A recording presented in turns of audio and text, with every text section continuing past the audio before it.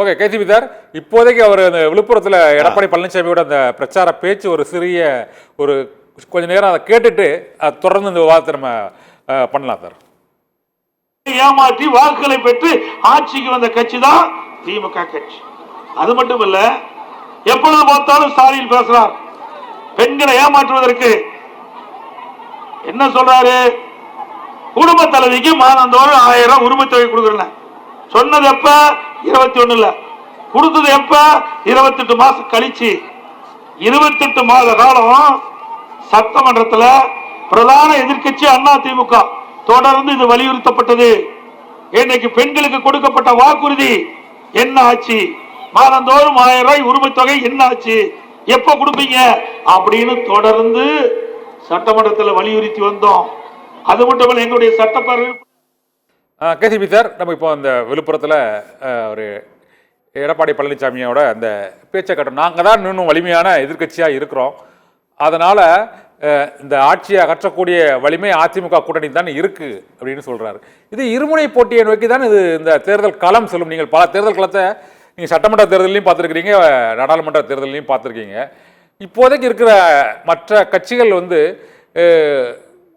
தனித்து இருப்பதால், அது தாவேக்காவாக இருக்கட்டும், நாம் தமிழராக இருக்கட்டும், இது தேர்தல் களம் என்றால் அது திமுக கூட்டணி அதிமுக கூட்டணி என்பதுதான்.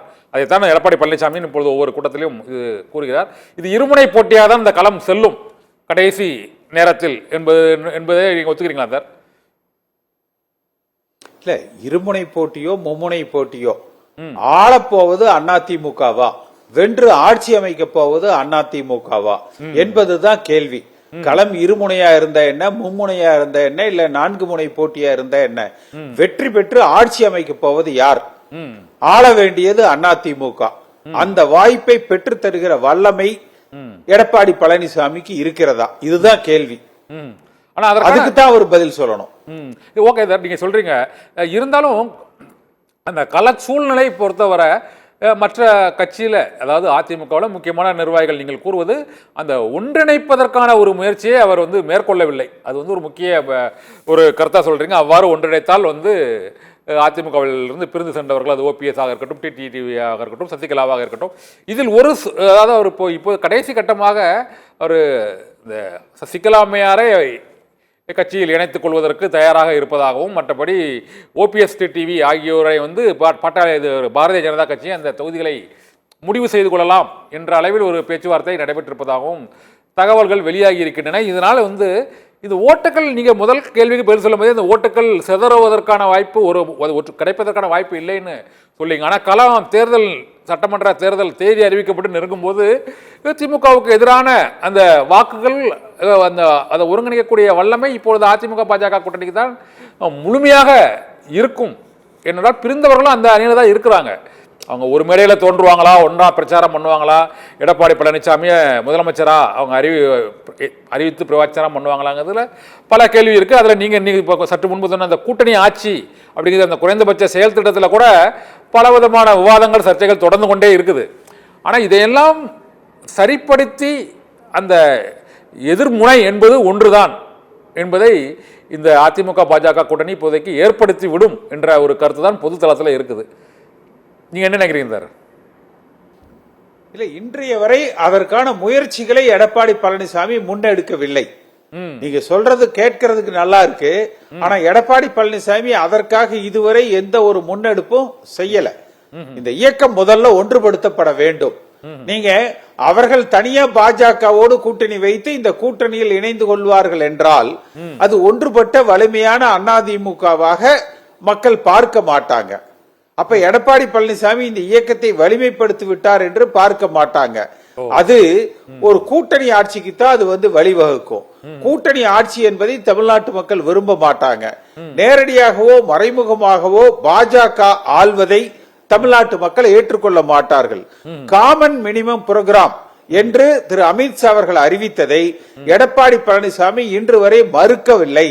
அப்ப காமன் மினிமம் புரோகிராம் என்றால் இந்துத்துவ அஜெண்டா தமிழ்நாட்டில் நடைமுறைப்படுத்தப்படும் என்பதை தமிழ்நாட்டு மக்கள் ஏற்றுக்கொள்ள மாட்டார்கள். ஆனால் ஆளுகிற திமுக மீது கடுமையான அதிருப்தியில் மக்கள் இருக்கிறார்கள். இந்த ஆட்சி அகற்றப்பட வேண்டும் என்று நினைக்கிறார்கள். அதனால பாஜக கூட்டணி இருக்குதா இல்லையா, தேவையா இல்லையா என்கிற விவாதங்களை தாண்டி ஒன்றுபடுத்தப்பட்ட வலிமையான அதிமுக கட்டமைக்கப்பட்டு அது ஒற்றுமையாக தேர்தல் கணத்தை சந்தித்தால் ஆளுகிற வாய்ப்பை அதிமுக பெறுவதற்கு அதிக வாய்ப்புகள் உள்ளது. ஓகே, கேசிவிதர், நிறைவா ஒரு கேள்வி. நீங்க சொன்ன அந்த குறைந்தபட்ச செயல் திட்டத்தில் இதுவரை எடப்பாடி பழனிசாமியை முதலமைச்சராக அறிவித்து பாரதிய ஜனதா கட்சியின் உள்துறை அமைச்சர் அமித்ஷாவோ அல்லது பிரதமர் நரேந்திர மோடியோ பிரச்சாரத்தில் ஈடுபடுவார்களா என்ற ஒரு கேள்வி.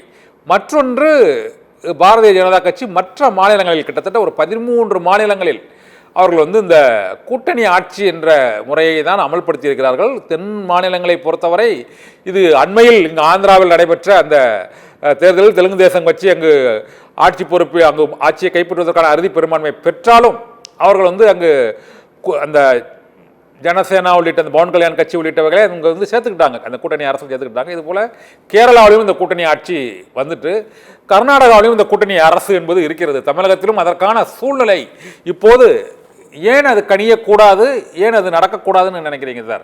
தமிழகத்தில் என்றால் ஒரு கட்சி ஆட்சி தான் அப்படிங்கிறது ஒன்றும் அது பெரிய எழுதப்படாத விதி ஒன்றும் இல்லையா? அதற்கான சூழ்நிலை இதுவரை அமையலை, இப்போது அமைந்திருக்கலாம், அதை மக்களும் ஏற்கலாம். ஏன் ஏற்க மாட்டாங்கன்னு நினைக்கிறீங்களா? மற்ற மாநிலங்களில் பாரதிய ஜனதா கட்சி ஓரளவுக்கு ஏற்கப்பட்டிருக்கிறது. தேசிய கட்சிகள் ஆட்சி அமைத்திருக்கிறார்கள். ஆனால் திமுக திராவிட இயக்கங்கள் தோன்றியதற்கு பிறகு தேசிய கட்சிகளுக்கு தமிழ்நாட்டு மக்கள் வாக்களிக்கவில்லை. திராவிட சித்தாந்தத்தை மட்டுமே தமிழ்நாட்டு மக்கள் 50 ஆண்டு காலத்திற்கு மேலாக ஏற்றுக்கொண்டிருக்கிறார்கள். அப்ப தேசிய கட்சிகள் நேரடியாகவோ மறைமுகமாகவோ ஆள்வதை தமிழ்நாட்டு மக்கள் விரும்ப மாட்டார்கள். குறிப்பாக பாரதிய ஜனதா கட்சி ஒரு சித்தாந்த அரசியலை கையில் எடுத்திருக்கிற, இந்துத்துவ சித்தாந்தங்களை தமிழகத்தில் அமல்படுத்த நினைக்கிற அந்த இயக்கம் மறைமுகமாக கூட்டணி மூலமாக அதிமுக தோள்களில் ஏறி சவாரி செய்து ஆள்வதை தமிழ்நாட்டு மக்கள் விரும்ப மாட்டார்கள். அந்த குறைந்தபட்ச செயல் திட்டம் என்பதை தமிழ்நாட்டு மக்கள் ஏற்க மாட்டார்கள். கூட்டணி ஆட்சி என்பதை தமிழ்நாட்டு மக்கள் ஏற்க மாட்டார்கள். நன்றி சார்.